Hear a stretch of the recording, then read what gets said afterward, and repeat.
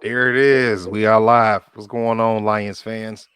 Let's get this prediction show in, talking about our Detroit Lions taking on the Green Bay Packers tonight in Lambeau on prime time.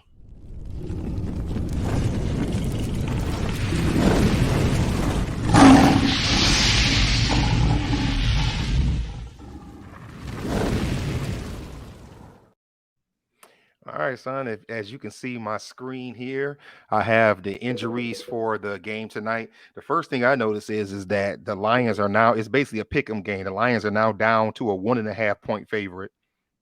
They were a 3.5 point favorite on Monday. So that has already dropped down. Okay. Yeah, if we if Well, because go ahead. who? Because of David Montgomery being out. You know what I think? I just think because it's a short week and they're looking at the injuries and the guys who aren't playing, I think that made a factor in it. I think that there's a lot of people out there that mostly everybody I've been hearing are picking the Lions to win, but they think that it's going to be a close game, like a 2017 type of game. Mm. So let's look at the list. What we have here. This is on CBS Sports. This is just from 3 hours ago for our Lions. Fullback Jason Kabinda, knee. Offensive tackle Matt Nelson, which we saw go out last week. We're already short lineman. I think he may be out. Vitae, knee. They said that he's out. Taylor Decker. I actually read earlier that they said that he's more than likely not gonna play. I didn't realize that Jonah Jackson had a thigh thing, but I do expect him to play. Safety Kirby Joseph, I heard that he may not play. Running back David Montgomery with the thigh, I heard he may not play. This is from Coach Dan Campbell. Yeah. And DB Emmanuel Mosley is questionable. Okay. Yeah, I thought he was gonna play. I hope so. Dang. Oh, Mosley? I mean, I heard that he was supposed to play, but this seems like this was recent. I don't know. Maybe that's a like hour by hour thing. Like Okay. I saw it on Twitter. Like how that is, like it wasn't like Right. the Lions that said it. Right. I agree. I agree. I even heard some Lions fans say earlier, I was on our Twitter page saying that you know what, if Taylor Decker can sit out until next week and these 10 days to help him, then go ahead and do it. Just sit him out.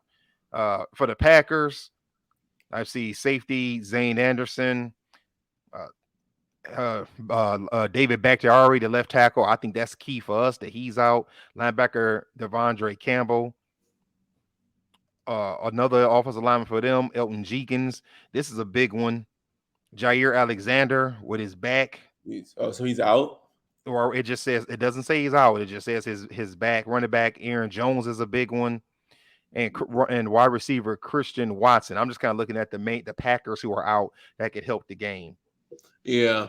No, because I like looking at see because PFF is different. Like because is Christian Watson their number one receiver? Like they don't even have him on for impact player Uh, injuries, but they and do have Jair Alexander. But for You some know reason, what? he's I 12. may. Yeah, I mean, he may be. I mean, he probably is. Even as young as he is, he may be their main receiver. I think that's fair to say. Yeah, because I thought maybe he will play. I don't know. See. I mean, so well, let's talk about the game. Let's jump right into it. Let's talk about what does our offense have to do to win this game tonight. Um, you know, I want to see more. I really want to see the run game really develop. Honestly, I think Montgomery's in or out. I really would like to see them have their way with, I've said this multiple times. I'm sure everyone wants to see it, but I'd like to see them have their way with Jameer Gibbs in the run game. That'd be really nice because I think, you know, Jared Goff and Amon-Ra St. Brown and Josh Reynolds, obviously that they found a way for that to be enough so far. Yeah. Oh, and Right. let me forget Sam Laporta. So I don't think we'll have to worry about too much from the air attack, especially with Jair Alexander being out. I don't know who their secondary corner is, but yeah. Yeah, no, I just think really if Jared Goff continues being as accurate as he has been, they should be all right. I mean, he's obviously should be able to outduel the young man Jordan Love. Statistically, he's pretty much better than him in every way. So, yeah, I Right. just think they need to stay consistent on offense, and they should be all right. That sounds about right to me. I do hope that in the last couple of days that Ben Johnson has come up with something to get Jameer Gibbs loose. I was talking about that with some other Lions fans, and that's the thing that we all talked about is we have to find a way to get Gibbs loose, and this could be the game that he breaks out, that game where he breaks out with that 117-yard game and a touchdown and 5 receptions for 46, 50 yards or something. We have to find a way to get that young man loose. If they can't open up in the middle between the tackles, let's just keep putting him on the outside. I agree with the receivers. Sam Laporta, I think, is going to have another big game, just like he did Sunday. He is definitely the number 2 option right now. I'm gonna be honest. Even when JMO comes back, he may still be the number 2 option. For our Lions, I think we get him the ball, you get Gibbs the ball. I think if Jared Goff cannot make a boneheaded interception like he did against the Falcons and against the Seahawks, just 2 bad interceptions, I think we'll be okay. As for our defense, what needs to happen? Um, yeah, I'm looking at the defense right now. I didn't realize Michael Rodriguez. I mean, at least PFF wise, he had such a low grade. But Okay. defensively, um, well, it doesn't really matter who's on the field, I guess, receiver wise. But I don't really expect Romeo Dobbs, and I don't know who was it, DJ or yeah. And I don't really know much about Jaden Reed. That must be their third or fourth receiver. And He's from Michigan State, if I'm not mistaken, right? uh, uh, Rookie. yep, yeah, he is, yeah, Okay, yeah. that's what I thought. He's pretty. I guess he's decently fast, 4.45. And then they have some guy Luke Musgrave. That's another rookie. So it seems like they really have a really young They do. They do. offense actually. So I mean, really, unless they just attack Jerry Jacobs, which that's exactly what I would do. And unless Christian Watson did put up 3 touch or not Christian Watson, but Jordan Love did put up 3 touchdowns, I guess. So if unless they just attack Jerry Jacobs over and over and somehow Melifonwu can't help him, then maybe that would be a problem. But I'm sure Cameron's son should be able to lock up whoever he's on, and Brian Branch should be able to do pretty good too. But I still want to see the line bring it exactly how they did last week, because Yes. I'm not willing to say that all of a sudden we have a good pass rush. Just we have to remember the Falcons line isn't that good actually. So That is true.